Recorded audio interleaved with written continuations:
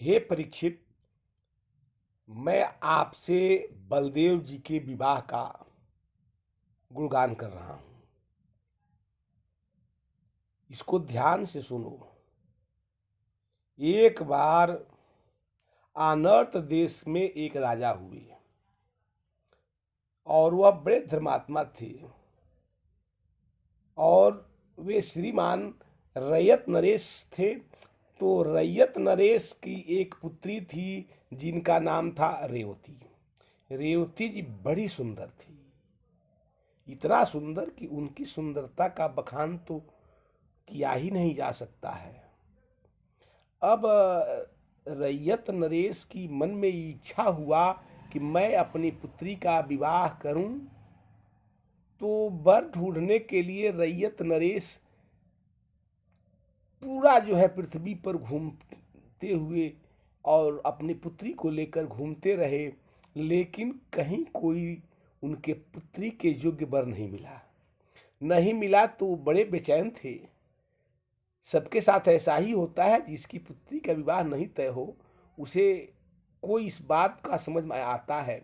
सो रैयत नरेश को यही चिंता सताने लगी। तो रैयत नरेश मन में विचार किए कि क्या इस लड़की का वर कहाँ है। तो मन में विचार करके सोचे कि चल रहे हैं अब ब्रह्मलोक। अब ब्रह्मलोक जब हम चलेंगे तो वहीं पता करेंगे कि क्या ब्रह्मा जी मेरे पुत्री के योग्य वर कहाँ उसका जन्म दिए हैं, मैं उसी से विवाह कर दूंगा। यह सोचकर अपनी पुत्री रेवती को लेकर के ब्रह्मलोक चले गए। सो जब ब्रह्मलोक को जब चले गए तो ब्रह्मा जी के दरबार में जाते हैं। तो ब्रह्मा जी पूछे कि हे सरकार, ये बताइए कि मेरी पुत्री के लिए आपने एक वर को कहाँ पैदा किया है। मैं उससे अपना पुत्री का भी कन्यादान करके और इस ऋण से मुक्त होना चाहता हूं। ब्रह्मा जी बड़े प्रेम से बोले कि हे रैयत नरेश, आपका पुत्री का वर जब आप मृत लोक जाएंगे तो उसका जन्म हो जाएगा। अभी आपके पुत्री का वर तो पैदा नहीं हुआ है। सो आप जाएंगे तो पूछेगी कहाँ, तो जहां यहाँ से आप आए हैं वहीं आपका पुत्री का वर होगा, आप जाइए। सो रैयत नरेश जब आते हैं तो पुनः अब समुद्र में द्वारिका नगर का विस्तार हो गया था। जब बलदेव जी वहीं थे तो अब रैयत नरेश आए और कहे कि हे गोविंद, मैं अपनी पुत्री का विवाह आपके ज्येष्ठ भ्राता बलदेव जी से करना चाहता हूँ। इसलिए कि बलदेव भी बड़े शक्तिशाली और बड़े धर्मात्मा, और रुक्मिणी जी भी बड़ी धर्मात्मा। इस विचार को मन में रख के और विवाह तय हो गया और विवाह का परिग्रहण भी हो गया। आज का परिवेश तो अलग है, लेकिन उस समय इसका इतनी बड़ी विधान नहीं हुआ करती थी। विद्यमान पिता होता था वह अपनी पुत्री का कन्यादान स्वयं कर देता था। विवाह में भी आज भी विवाह में केवल क्रिया किया जाता है। विवाह का कोई मंत्र की प्राविधान नहीं है, विवाह में केवल क्रिया किया जाता है। अब बलदेव जी का विवाह हो गया रुक्मिणी जी रेवती जी से। जब रेवती जी से विवाह हो गया तो अब रेवती जी की लंबाई 13 हाथ और बलदेराम जी की लंबाई 3 हाथ, 3.5 हाथ। अब भगवान कृष्ण हंसने लगे। हंसते थे, कहते थे हाँ भैया का और भाभी का जोड़ा बड़ा सुंदर है।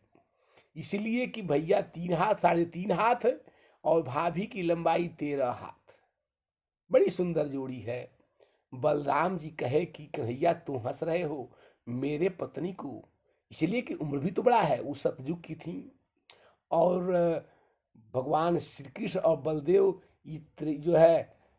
त्रेता द्वापर के थे, यानी कल सतयुग के बाद त्रेता बीता, त्रेता के बाद द्वापर आया, द्वापर के अंत में विवाह हुआ है।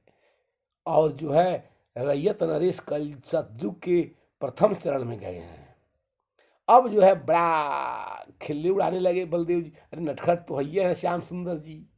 अब ये कहने लगे तो बलराम जी कहे कि कन्हैया अब तुम एक काम करो, तुम जो है आगे खड़ा हो जाओ, बीच में तुम्हारी भाभी रहेंगी और मैं अपने हल से इनकी लंबाई छोटा कर दे रहा हूँ, छोटा कर दूंगा।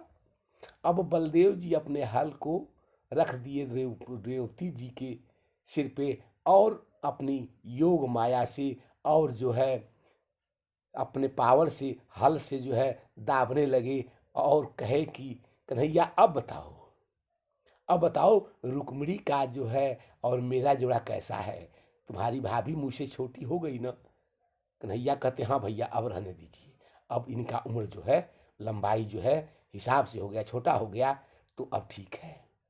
इस तरह हे परीक्षित, भगवान श्री कृष्णचंद्र जी के बड़े भाई बलदेव जी जो स्वयं जो है शेषा अवतार हैं, उनका विवाह जो है रेवती जी के साथ होता है। जय श्री कृष्णा।